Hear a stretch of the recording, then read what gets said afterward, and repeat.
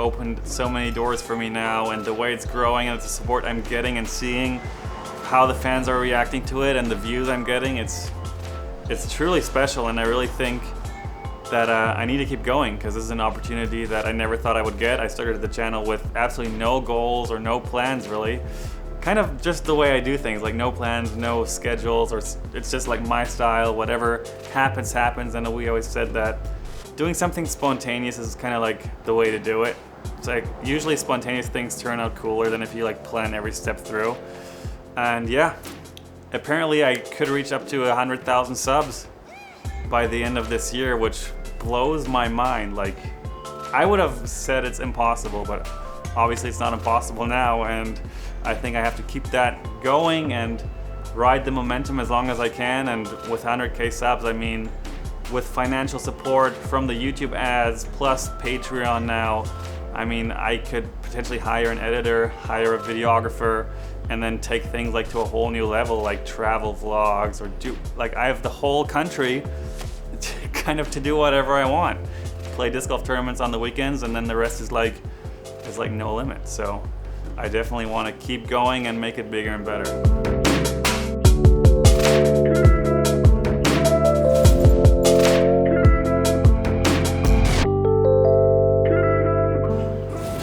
I would say the biggest challenge was financially figuring out where to invest the money, because usually it's a lot of investments in travel, hotels, rental cars, like all that, signing up for tournaments. And if you book a flight, you want to book it like a couple months ahead so you don't end up paying $1,000 for a flight that could be costing $300. So that was probably what bothered me the most, that I didn't know when I'm going to be where. But other than that, I mean, I was home for 3 months at a time, or even more than that, and literally in the last 20 years, I don't think I've ever had that in my life, because I've been playing disc golf tournaments ever since I've been walking.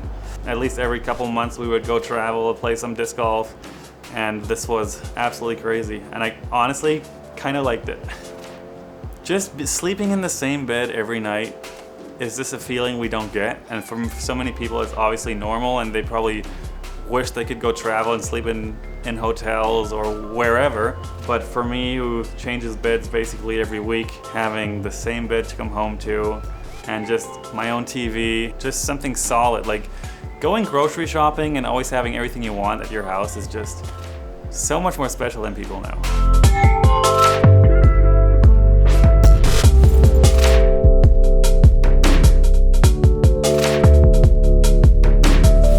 Disc golf is, and the way to balance showing off and actually competing and focusing on winning, is that the prize money in disc golf is not that big of a deal for the top 10 guys. Like, we don't play for the prize money. What helps us is the bonuses we get from sponsors, any other sponsorship deals like our bags or our shoes, any equipment we use on the course. Like all those deals are usually a much bigger deal to us than the $1,000 to $3,000 we get if we finish in the top 3 in a tournament. So yeah, my money I've been winning from tournament prize money has actually been like a very, very small piece of my yearly income. So I had to like weigh out, is for me more important to be on the podium, win tournaments, get titles, or is it more important to be the guy that everyone enjoys watching, be the guy that people talk about, be the guy that the camera crews want to film and people like commentating about me, and just stuff like that always seemed more appealing to me. Like, I noticed very early on that winning and the attention of being the winner and having to do like a speech at the end, that kind of stuff, I never liked that. And I always thought I was wrong for not liking that, but I think everyone is different, and just because I'm a professional athlete doesn't mean that I have to do everything I can to win. Like, I kind of take the approach for just making the sport look attractive and entertaining and fun to watch.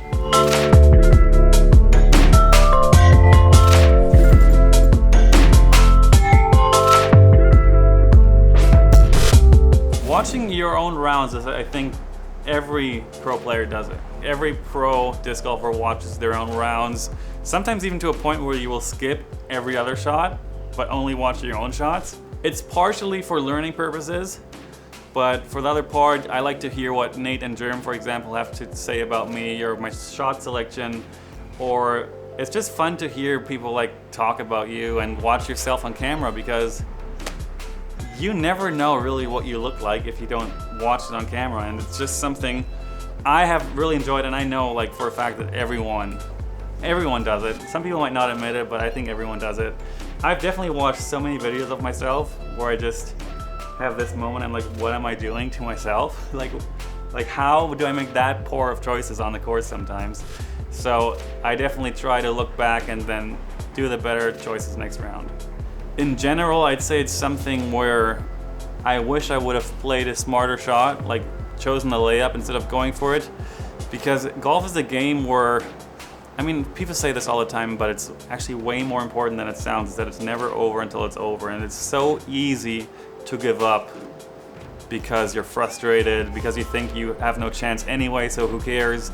But it's never over till it's over. And I've had so many moments, especially watching back older rounds, where I was like, dude, if I just lay up for par on this hole, I am literally right there, and then everything goes different. Like in golf, one shot can change your score at the end of the tournament by potentially 10 strokes. Like if one shot goes differently, if one kick goes differently, if one decision is different, it can change everything. So never giving up is one of the hardest lessons to learn, but I've learned that many times by watching back old footage.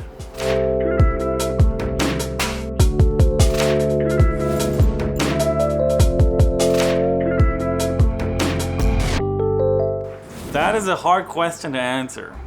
I should come up with a question now that I've never been asked.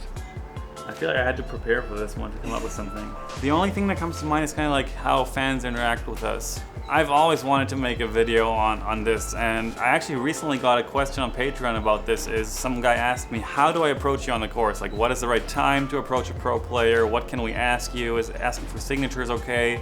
Is it before the round, after the round? It's crazy out there. I mean, we're so accessible because we're still such a small sport and such a small community.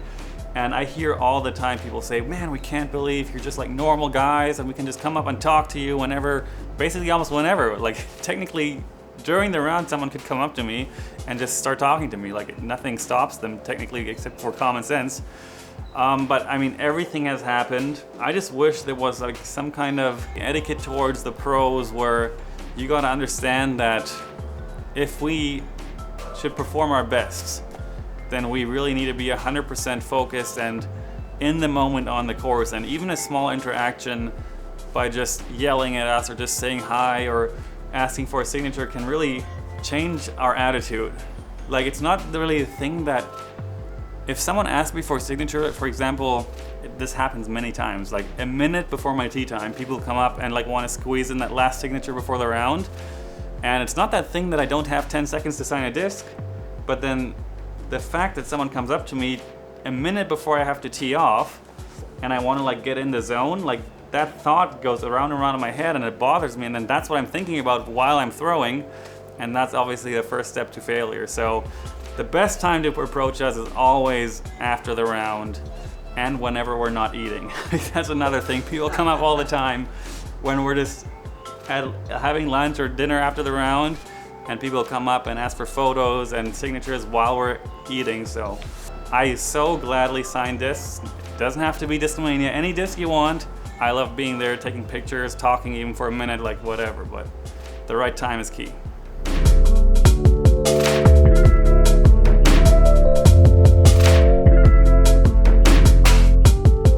All right guys, we are here at the DD Open.